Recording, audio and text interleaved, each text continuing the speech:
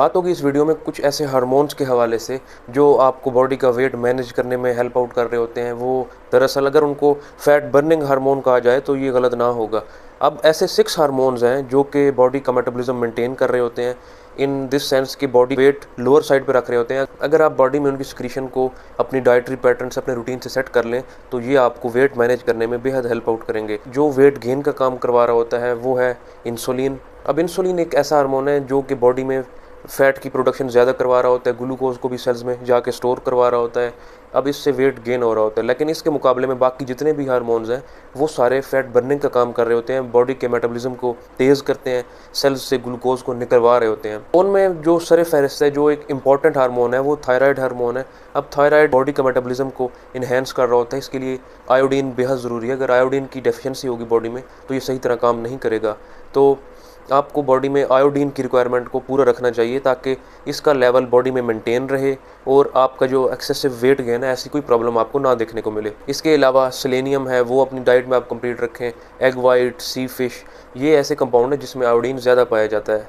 अगर आयोडीन की रिक्वायरमेंट आपकी फूड से नहीं हो रही तो आप आयोडीन सप्लीमेंट ले सकते हैं, आप साल्ट ले सकते हैं ताकि आपकी आयोडीन की रिक्वायरमेंट कंप्लीट लगे।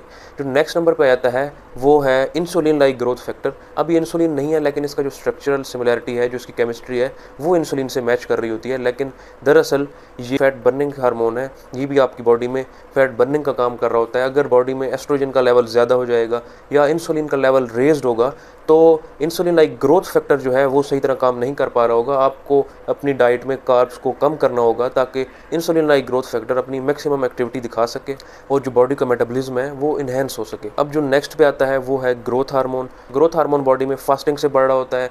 इसके अलावा अगर हाई इंटेंसिटी एक्सरसाइज करें, आप वर्कआउट करें तो इस कंडीशन में जो ग्रोथ हार्मोन है उसकी सिक्रीशन बढ़ रही होती है। और जो स्लीप पैटर्न है 9 से सुबह 5 तक, अगर आप इसको रेगुलरली फॉलो कर रहे होते हैं तो इस कंडीशन में भी ग्रोथ हार्मोन की सिक्रीशन बॉडी में इन्हेंस हो रही होती है। नेक्स्ट नंबर पे आता है ग्लूकागॉन। ये इंसुलिन के अपोजिट काम कर रहा होता है। जिस तरह इंसुलिन ग्लूकोज को सेल्स में स्टोर करवा रहा होता है, फैट का प्रोसेस बनाने का इन्हेंस कर रहा होता है, लेकिन ग्लूकागॉन इसके अपोजिट काम कर रहा होता है। सेल्स से ग्लूकोज को मोबिलाइज करवाता है, उसको ब्लड स्ट्रीम में लाता है, उसको खून में लाता है ताकि वो यूटिलाइज हो सके और आपकी बॉडी में से जो एक्सेसिव स्टोरेज ग्लूकोज था उसको वो निकाल सके। नेक्स्ट पे आता है टेस्टोस्टेरोन। अब टेस्टोस्टेरोन एक ऐसा हार्मोन है जो कि मसल बिल्डिंग में भी यूज़ हो रहा होता है। आपका जो बॉडी का मसल मास है वो इसकी वजह से बन रहा होता है। फर्टिलिटी के लिए ये ज़रूरी होता है। बॉडी का मेटाबॉलिक रेट है उसमें भी टेस्टोस्टेरोन अपना एक अहम रोल प्ले कर रहा होता है। अगर ब्लड के अंदर इंसुलिन का लेवल रेज्ड रहेगा, इस तरह के markers, glucose, high carbs consumption कर रहे हैं, ज़्यादा फास्ट फूड, जंक फूड को कंज्यूम कर रहे हैं, ज़्यादा फजी ड्रिंक्स यूज़ कर रहे हैं, तो ये ऐसे मार्कर्स हैं जो टेस्टोस्टेरोन का लेवल कम कर रहे होते हैं और एस्ट्रोजन का लेवल इन्हेंस कर रहे होते हैं। तो इस कंडीशन में भी जो आपकी बॉडी में फैट बर्निंग का प्रोसेस था वो स्लो डाउन हो जाता है।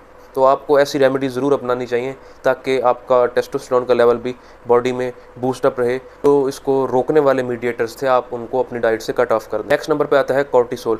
अब कॉर्टिसोल बॉडी में स्ट्रेस के वक्त इंक्रीज़ होता है। अगर आप शॉर्ट टर्म में बॉडी को स्ट्रेस दे रहे हैं, जिस तरह एक्सरसाइज करना, फिजिकल एक्टिविटी करना, फास्टिंग करना, वर्कआउट करना, ये तमाम ऐसी एक्टिविटीज़ हैं जो कि कॉर्टिसोल का लेवल रेज कर रही होती हैं। तो ये ऐसी स्ट्रेसफुल एक्टिविटी है जो कि पॉजिटिव इम्पैक्ट क्रिएट कर रही होती है आपकी बॉडी पे, और ये फैट बर्निंग का प्रोसेस भी इसके साथ ही होगा।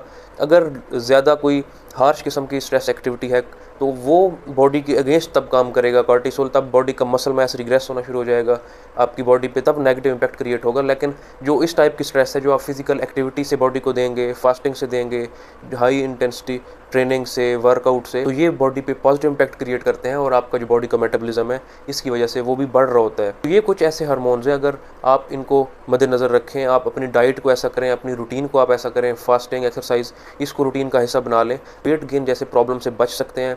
और जो मेन फोकस है वो इंसुलिन का लेवल ब्लड में कम रखने पे है, और वो तभी पॉसिबल होगा जब आप डाइटरी रेमेडीज़ करेंगे, एक्सेसिव कार्ब्स वाली डाइट को कट ऑफ करेंगे, कीटो डाइट की तरफ जाएंगे या इंटरमिटेंट फास्टिंग की तरफ जाएंगे।